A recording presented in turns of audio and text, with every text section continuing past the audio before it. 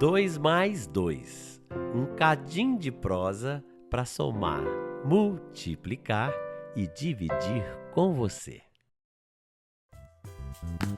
Prefeitura de Belo Horizonte e Instituto Hahaha apresentam 2 mais 2, o quadro do podcast 8 e 80. Olá, 80! Oi, todo mundo! Eu sou a doutora Babalu E eu sou o Dr. Risoto de carne moída. e hoje nós vamos falar sobre um tema muito especial. O que é cuidado? Uau! Você sabe? Mais ou menos. E depois de hoje todo mundo vai saber com essa convidada especial, doutora. Carla Giacomin. O nome é chique por demais. É membro da coordenação da atenção à saúde do idoso em Belo Horizonte e faz parte da Associação Cuidadosa, que contribui para a promoção e fortalecimento do cuidado ao longo da vida. Pode isso, Risoto? Ou se pode. Ainda mais com um pergaminho. Essa história curricular maravilhosa que ela tem. Segura o rojão, olha só. Fale. Graduado em Medicina pela Universidade Federal de Minas Gerais, com residência e especialização em Medicina Geriátrica pela Universidade Louis Pasteur, eu nem sei falar em francês, e doutorando em Ciências de Saúde, é médica geriátrica concursada da Secretaria Municipal de Saúde da Prefeitura de Belo Horizonte, onde tem atuado na coordenação De Que é conselheira tutelar. Nossa senhora, Não cheguei nem na metade. nem na Babalu. metade. É quase Primeiro que é quase um trava-língua. Babalu, vamos às perguntas. Ai, é verdade, é melhor. Falando nisso, doutora Carla Giacomin, a gente vai começar com a primeira pergunta, que eu acho muito importante, porque a gente fala sobre o cuidado, mas o que é cuidado? Cuidado, eu sei, doutora. O cuidado é a malinha que a senhora, minha mãe, me entregava lá no sul de Minas quando eu ia sair. Ela falava: meu filho, vai com cuidado, toma cuidado lá onde você for e volta com cuidado também. Ô, Risoto! Ah, Risoto, ah. conserve a matraca fechada. Por favor, Carla Giacomin, pode falar sobre o que é cuidado? Cuidado é uma parte fundamental na nossa dimensão humana, né? Todos nós somos seres de cuidado. A gente só está aqui hoje porque alguém cuidou de nós em algum tempo da vida e no momento nós precisamos nos cuidar, né? Então, cuidado, ele é aquilo que garante que a gente consiga viver, evoluir, se relacionar. Isso só acontece por meio do cuidado. Se a gente pegasse um bebê recém-nascido e deixasse aqui no meio da sala e fosse embora, esse bebê humano não iria sobreviver, porque nós nascemos muito dependentes de cuidado. Nós dependemos do cuidado da nossa mãe, nós dependemos do cuidado da nossa família, depois a gente vai depender do cuidado da escola, dos professores, e a gente vai por aí afora na vida. Só que, em algum ponto da vida, todos nós precisamos de cuidado. Na velhice, a gente vai viver com mais frequência algumas situações que podem resultar numa necessidade de cuidado, né? Daí a importância da gente trazer esse tema para a pauta. Eu fico muito feliz, tanto com o doutor Risoto quanto com a doutora Babalu, né? Dessa clareza, dessa relevância que vocês estão dando para esse tema hoje. Desde que nascemos, nós somos seres que demandam cuidado, né? Mas as pessoas às vezes confundem e falam assim: ah, falaram isso comigo quantas vezes? Ah, você é geriatra? Nossa, é igual pediatra, né? Não é. Não é igual Uhum. pediatra. Por quê? Se eu pegar 60 crianças de 6 meses de idade, são 60 crianças falando gugu dadá, 60 crianças aprendendo a sentar, 60 crianças experimentando sabores na vida, com um dentinho aparecendo. Se eu pegar 60 pessoas idosas, são 60 trajetórias de vida completamente diferentes. Então, mesmo esse senhor que hoje está mais retraído, limitado, mais frágil, nem por isso ele volta a ser criança. Ele vai demandar cuidados, ele vai demandar atenção. Nós vamos precisar tomar mais conta do que alimenta, do que hidrata, de como que cuida da higiene, mas ele continua sendo uma pessoa com nome, sobrenome e história. E qualquer pessoa que se aproxime dele deve tentar resgatar essa história, né? Eu acho que isso é fundamental. Eu estava no teatro em que vocês apresentaram, né? Ah, Aquelas histórias Espetáculo verídicas, vivo. exatamente, e espetaculares, né? De pessoas que vocês encontraram, identificaram e resgataram na biografia, e a própria trajetória delas é um jogo de mão dupla. Quer dizer, tanto você enriquece com a história dela, quanto ela se enriquece com a presença de vocês, né? Por isso que eu acho que é muito importante esse MesaCast deixar claro para todo mundo que idoso não é criança. Receberam um recado, pessoal, sobre esse conceito do idoso vencedor e do idoso perdedor? Porque, segundo as pesquisas, preste atenção, mantenha o funil aberto para ouvir melhor. As pessoas idosas vencedoras são pessoas que se envelhecem de maneira saudável, que não demandam nenhum cuidado, e os perdedores demandam cuidado. Ah, E isso também é um grande equívoco, não é? É outro preconceito, né? Quando a gente pensa em envelhecer, todos nós queremos envelhecer ativos, independentes, saudáveis. Esse é o desejo de cada um de nós, né? E aí, a nossa sociedade, ela começou a criar uma falsa impressão de que as pessoas que envelhecem correndo maratonas, subindo nas montanhas, descendo de asa delta, são os grandes vencedores. A gente quer ser como essas pessoas. E a gente olha para aqueles que precisam de cuidado, que precisam de um cuidado, inclusive um cuidado no âmbito de uma residência coletiva, que é o que acontece com as pessoas que moram nas instituições, seriam perdedores. Não são, tá?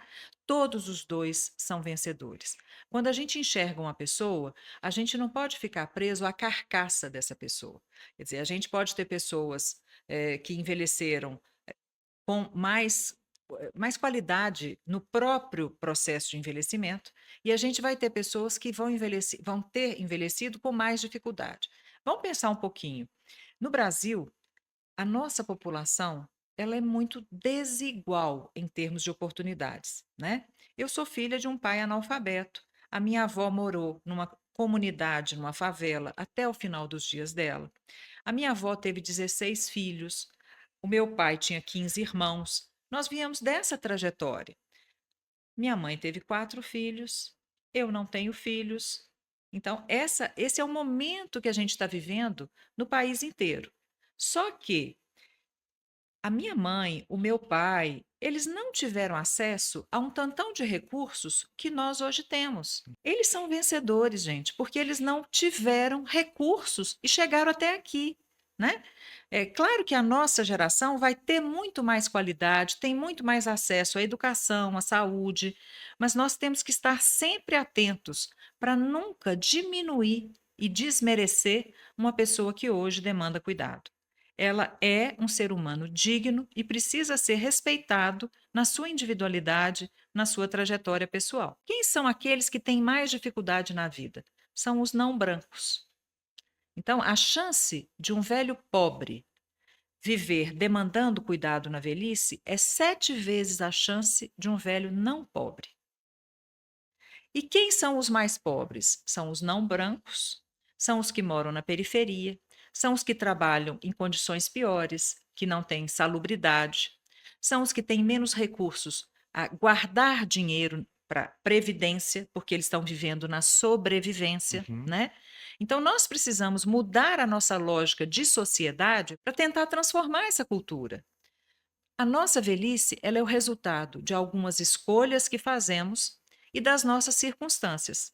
As circunstâncias a gente não pode mudar, mas as escolhas a gente pode. Só que eu não posso falar para uma pessoa que não tem o que comer que ela devia comer brócolis, Exatamente.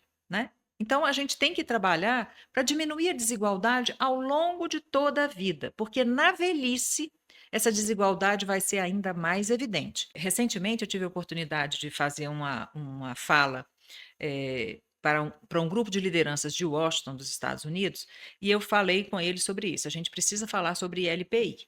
Era o nome da minha fala. Por quê? Porque a gente acha que ILPI é lugar de morte. Só que a maior parte das mortes não acontece na ILPI.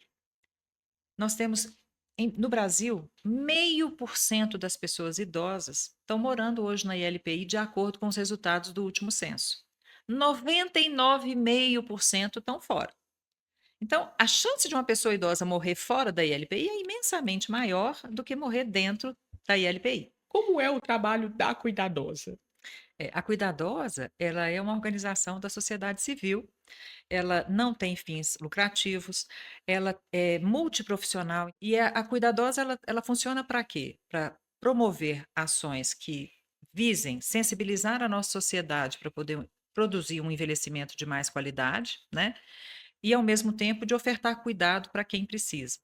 Nós trabalhamos muito mais com a qualificação dos profissionais, né, com o apoio à formação de políticas públicas, com pesquisas, nós realizamos pesquisas internacionais e nacionais. Então, quando você pergunta para mim por que nasceu a Cuidadosa, para tentar transformar essa cultura. Não é fácil, porque a nossa cultura de cuidado que a gente aprendeu aqui no país é que a mulher cuida e o homem é cuidado. Sim. Né? Então, o homem não se sente responsável pelo cuidado. Há muito tempo, o nosso pacto sexual dizia que o homem ia trabalhar fora, a mulher ia cuidar de casa. Só que a dinâmica familiar mudou demais e a sociedade não acordou para isso. Hoje, a mulher não só trabalha em casa, como trabalha fora, como cuida do filho, como cuida da mãe, como cuida da roupa, como cuida, né? Então, assim, o trabalho da mulher, a mulher como cuidadora, ela é muito mais exigida do que o homem. O homem, ele cuida pouco e ele é muito cuidado. Então, a cuidadosa, ela nasce para transformar essa cultura. Outra coisa, se eu precisar hoje pagar para ter um cuidador, pensem que 70% das pessoas idosas no Brasil ganham menos de 2 salários mínimos. Nossa Senhora. Para ter cuidador, se eu for fazer a coisa certa, para eu cuidar direito 24 horas, 7 dias por semana, eu preciso cuidar com 4 cuidadores diferentes. Porque eu tenho ritmo de plantão, eu tenho folga e eu tenho o folguista também no final de semana. Sim. Como que uma pessoa que ganha menos de 2 salários vai pagar 4? Trabalho da pessoa que cuida, o que pode ser trabalhado por uma pessoa que cuida, que está nessa situação de cuidado de um ente querido, de um parente ou dentro da profissão mesmo? Tem alguma dica que a senhora pode colocar assim, como trabalhar isso de uma maneira o mais leve possível, né, Eu dentro sei. dessa situação? Eu sei. Eu sei dessa pergunta, eu sei. Duvido. A primeira coisa é fazer terapia, né? Opa.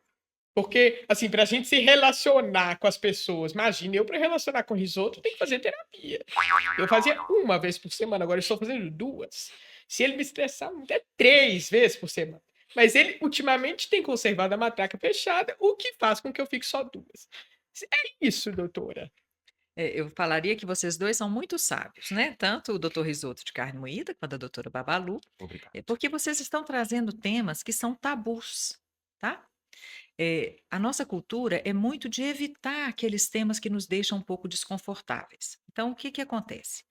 Na nossa Constituição Federal, no artigo 229, fala o seguinte: os pais têm o dever de cuidar dos filhos menores e os filhos maiores têm o dever de cuidar dos pais, o que gera uma noção de reciprocidade. Quer dizer, meu pai cuidou de mim, eu vou cuidar do meu pai. Beleza. O artigo 230 fala assim: a família, a sociedade e o Estado têm o dever de amparar os idosos em caso de necessidade. Tranquilo. A família, a sociedade e o Estado. Só que o que ninguém combinou é que existem reciprocidades negativas, quer dizer, meu pai cuidou mal de mim, eu não tenho por que cuidar dele. Minha mãe não cuidou de mim, por que que você está querendo que eu cuide dela agora? Então, nas relações de cuidado, às vezes vem mágoas, às vezes vem ressentimentos, pode sim vir retribuição, não tem dúvida. Muitos de nós cuidamos porque queremos retribuir para os nossos pais, para os nossos avós, para os nossos tios, para as pessoas que são importantes para nós, aquilo que a gente sentiu que a gente recebeu e que foi bom, né? Mas também pode haver o negativo. E outra coisa que o meu trabalho de mestrado demonstrou é que a mulher, ela cuida 24 horas por dia, de uma forma intuitiva, improvisada, e muitas vezes sem uma retaguarda de alguém que possa cuidar dela, tá? Por isso que eu disse no começo que os homens podem esperar ser cuidados, mas quem é que vai cuidar da mulher, né? Então, o cuidado por si, a gente pensa o seguinte, vamos pensar junto. Quando a gente cuida de uma criança no começo da vida, Cada dia é uma novidade gostosa. Olha, ele aprendeu a falar. Olha, ele agora já consegue avisar que quer ir no piniquinho, né? Todo mundo, cada dia era uma novidade. Quando a gente cuida de uma pessoa muito idosa, de uma pessoa muito doente, a gente não tem essa mesma perspectiva. A gente pode estar cuidando na lógica de alguém que vai morrer. E a gente vai então lidar com a finitude. Lembra dos tabus? Uhum. É outro tabu. Ninguém quer falar que vai morrer. Ninguém quer falar que vai precisar de cuidado em algum momento da vida, né? Então, por isso a gente também tem que reconhecer que cuidar pode ser muito opressivo para quem cuida. Porque eu tenho que cuidar o tempo todo, eu estou vigilante o tempo todo. Eu estou aqui, mas a minha cabeça está lá. Eu estou aqui, mas será que a minha mãe já saiu de casa? Será que ela conseguiu tomar banho? Será que ela tomou o remédio na hora que ela para ela tomar? Né? Será que a pessoa que está cuidando dela está cuidando direito? Porque mesmo quando a família contrata alguém para cuidar, ela continua sendo cuidadora. Né? Então, por isso, essa pauta do cuidado é tão relevante para a nossa sociedade. Porque até agora, doutor Risoto, doutora Babalu, a gente tem vivido como se isso não nos pertencesse, como se a velhice fosse um problema de cada um, né? Isso aí você que vai tomar conta. Eu não tenho nada com isso. E tem sim. Porque lembra daquele tripé que eu falei, família, sociedade e Estado? Desse tripé, só a família que tem nome, sobrenome, endereço, CEP, CPF. E aí ela vai ser criminalizada se ela não for uma boa cuidadora. Mas cadê a sociedade para apoiar? Por Hum. isso que a gente precisa do ha-ha-ha, por isso que a gente precisa da cuidadosa, né? Porque a gente precisa de gente para melhorar, para qualificar esse cuidado. E para cobrar do Estado, o nosso maior violador de direitos, né? Que é aquele que fica omisso na oferta de cuidados, cobrar a parte dele. Eu tô o piada Desliga o ar-condicionado aí que vai vez. pegar fogo agora, meu filho. Olha, ô doutora Carla, eu acho isso absolutamente importante. Eu conheço uma fulana de tal, da qual me deu a luz, Sua madre. minha madre, uma gracinha de Uhum. pessoa. Só que ela é a pessoa cuidadosa da família. E é muito interessante como figura feminina e maternal. Eu, na minha rebeldia de criança, eu falava assim: uai, mas por que minha mãe tem que cuidar de fulano, ciclano, beltrano, triclano? E aí todo mundo falava: ai, é porque ela é solteira. Ai, porque ela é cuidadosa. Ai, porque o coração dela é mau. Como assim? Essa posição das mulheres, aí assim, né, eu fico pensando, como que é isso, a posição das mulheres dentro de casa, no cuidado? A minha mãe, ela trabalhava e cuidava das pessoas. E as mulheres fazem, desculpa, fazem, Fazem. fazem. As mulheres fazem isso, né? Às vezes tem jornada tripla, a minha mãe tinha quíntupla. Existia uma troca ali, mas existia também uma exaustão, né? Como que é isso, esse papel das mulheres? Como que a gente consegue reverter esse quadro? Existe uma luz no fim do túnel? Muito bom, doutor. Agora eu que rupiei. Sério? Desliga o ar-condicionado. Então, vamos conversar sobre cuidado. Vamos. A gente precisa ter direito ao cuidado. Então, o cuidado ele é uma necessidade, a gente precisa de ser cuidado. Ele é um direito, a gente tem um direito de ser cuidado, e ele é um trabalho que alguém faz. Então, quando a sua mãe está cuidando de você, não só ela está sendo mãe, mas no exercício da maternidade, ela está tendo trabalho também, né? Porque ela tem que tomar conta de um tantão de coisa, ela tem que ver se você fez o dever de casa, se não fez, e enquanto ela vê isso, ela está lembrando que está faltando papel higiênico, e enquanto ela lembra que está faltando papel higiênico, ela tem que lembrar de dar o remédio para a mãe dela, e aí são múltiplas tarefas que estão ali o tempo todo. Como a gente tem uma divisão de gênero, em que a mulher faz de um jeito, o homem faz de outro, nós precisamos fazer uma transformação cultural, ensinando os meninos, homens, a cuidar. Porque as meninas são treinadas com a bonequinha e os meninos com o foguete. Mas quando a gente pensa no direito ao cuidado, eu queria pensar com vocês e, assim, com muita delicadeza. Quando a gente fala de direito ao cuidado, eu estou falando de autocuidado. Quer dizer, eu preciso aprender a me cuidar. Eu preciso ter tempo para me cuidar. Eu tenho que ter direito a cuidar do outro.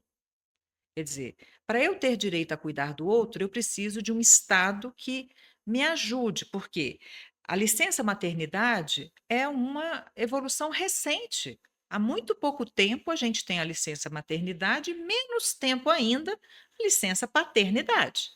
Mas a gente não tem a licença avosidade, onde você vai parar de trabalhar um tempo para cuidar do seu pai, para cuidar da sua mãe, né? A gente não tem garantia trabalhista para fazer isso.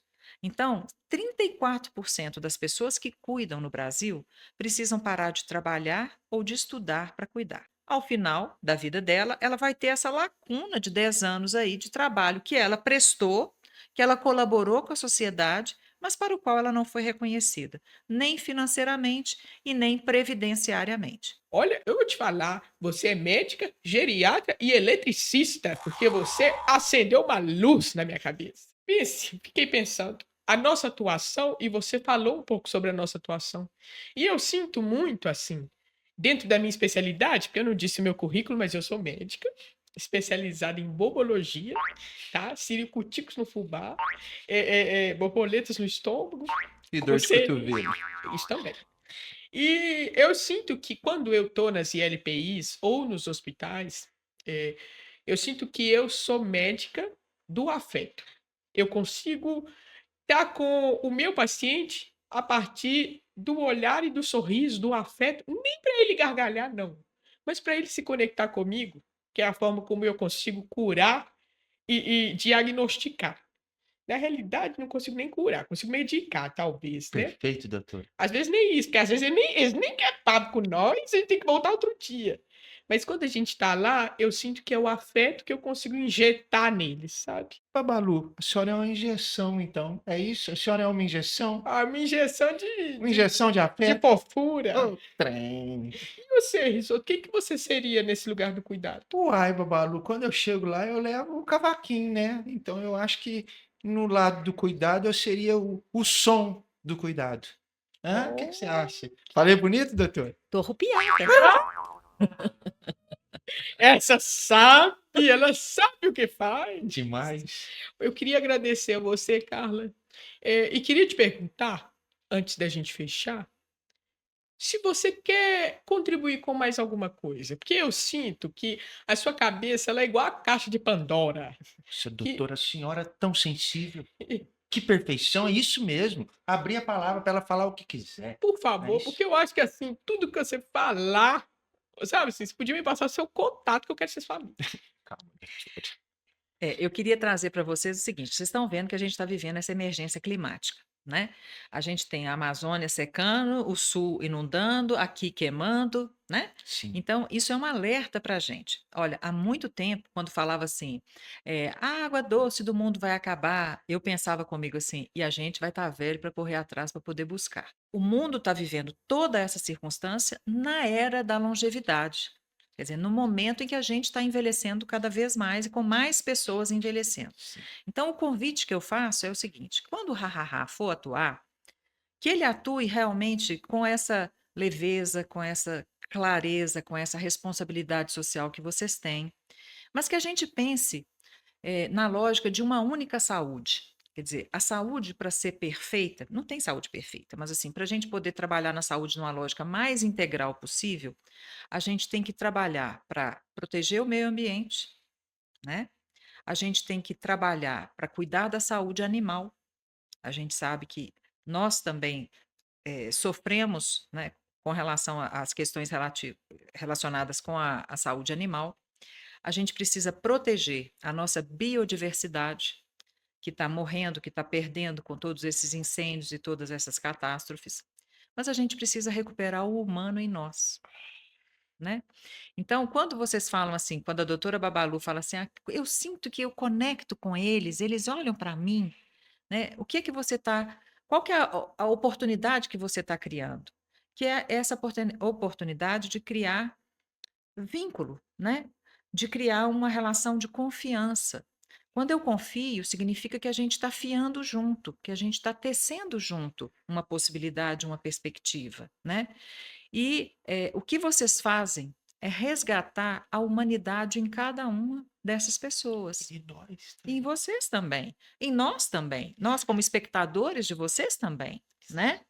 Eu acho que todo mundo sai ganhando, mas é essa recuperação dessa humanidade que eu acho que é o maior pulo do gato dessa história. A gente estava conversando aqui, sabe, queridos ouvintes, no off, que a gente tem coisas no off. A gente estava conversando no off e a gente perguntou: Nossa, Carla, que dicção boa, você já fez teatro? E aí ela falou que já. E aí eu vou falar: Se você fosse uma palhaça, eu já saberia o nome dela. Ah, que ideia boa, doutor. Eu ia batizar ela na hora. Como é que seria? Sabichona. Ah, A sabichona, doutora sabichona. Sabichona sabe tudo. Sabe? Nome e sobrenome. Muito obrigada pela que sua agradeço. presença. É gente que agradece. Obrigado, um beijo, um abraço, um aperto. E ó, que sua sabedoria aí purule por todos esses cantos aí, aonde você for e onde a gente for também, nós vamos tentar lembrar dessa força, tá? Dessa força, salpique esse tanto de força e de cuidado. E vida longa a cuidadosa. Amém. Nossa, Babalu, Oi. você falou bonito demais, viu? Ah, muito obrigada. Parece até que você leu todos os livros que a senhora leu. Olha, eu li um pouquinho só. Te falar, Para, a senhora é uma cachola de surpresa. Ô, Risoto, eu queria te propor uma coisa. Oh, bora. Pensando aqui que eu sou uma palhaça e a gente tem falado muito de mulheres, 3. né? Eu acho assim, que tal você mostrar que você entendeu sobre o que é cuidado e fazer uma massagem no meu pé? Nossa, Babalu, que honra. É isso que eu nasci pra isso. Só vou descalçar o coturno e vou joanete por joanete, apertando um por um, você vai ficar chupim. Ai, que delícia. Isso que é cuidado. Ei, pra quem como eu e como Risoto Demais. ficou curiosíssimo para saber sobre a cuidadosa, siga @Associação Cuidadosa, não é isso, Carla? Exatamente. Ou pelo site cuidadosa.org. Sem o BR. Sem o BR. E para você, querido 80ers, para acompanhar mais o nosso trabalho, siga a gente no @Instituto Hahaha. Até logo, pessoal! Você sabia que a pessoa idosa que está sã tem o direito de escolher o tratamento de saúde que gostaria e, quando não estiver sã, quem pode responder por ela é o curador, a família ou o médico responsável. Está lá, no Estatuto da Pessoa Idosa. Esse episódio é produzido pelo Instituto Hahaha, por meio do projeto Nas Ondas do Hahaha, realizado com o fomento do Fundo Municipal do Idoso e patrocínio da Vale, Valorec, Tambasa, Premier Pet, Fundação ArcelorMittal, Hipofarma, Supermix Concreto e do Frio.